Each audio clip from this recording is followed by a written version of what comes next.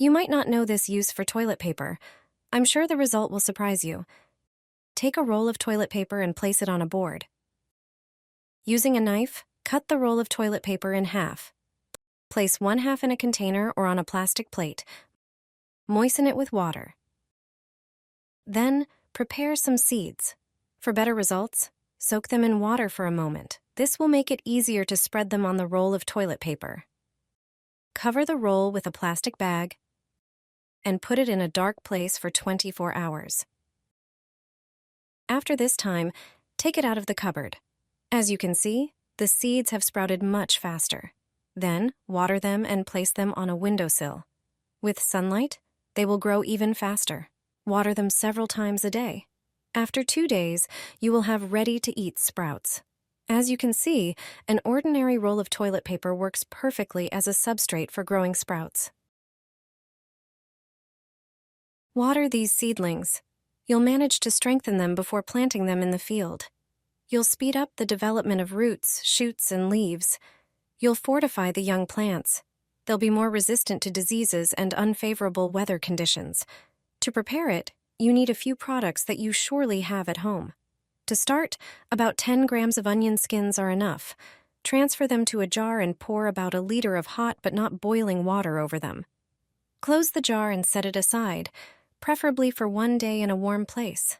The next day, strain the liquid through a sieve lined with gauze. This liquid alone is rich in many nutrients and minerals such as potassium, phosphorus, and magnesium.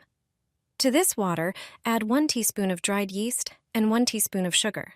Mix it and leave it for 2 hours. Yeast is a source of B group vitamins. It also contains magnesium, phosphorus, and potassium. Before watering the seedlings, the fertilizer should be diluted in 4 liters of water. Water the seedlings with the diluted fertilizer. You'll strengthen tomato seedlings even before planting them in the field. You can use this fertilizer once every 10 to 14 days. Even frail seedlings will become strong and healthy. Don't throw away plastic bottles if you want a beautiful garden. Start by drawing 3 circles using a bottle cap as a template. Use a soldering iron to cut out the holes. This step requires precision, so move slowly and carefully. Take plastic cups and cut off part of the base with the wall. This is a very important step. Fill each cup with well-suited soil. Now add seeds of any herbs, vegetables, or other seedlings. Gently cover the seeds with soil. Place 2 cups into the holes in the bottle. Pour water through the last hole slowly until the cups are slightly submerged. Finally, insert the 3rd cup into the last hole, and you're done. The water will slowly pass through the cut holes, ensuring the soil stays properly moist. These self-watering seedling pots are the perfect solution if you don't have time for daily watering. Try this trick and enjoy your own little green corner without any effort.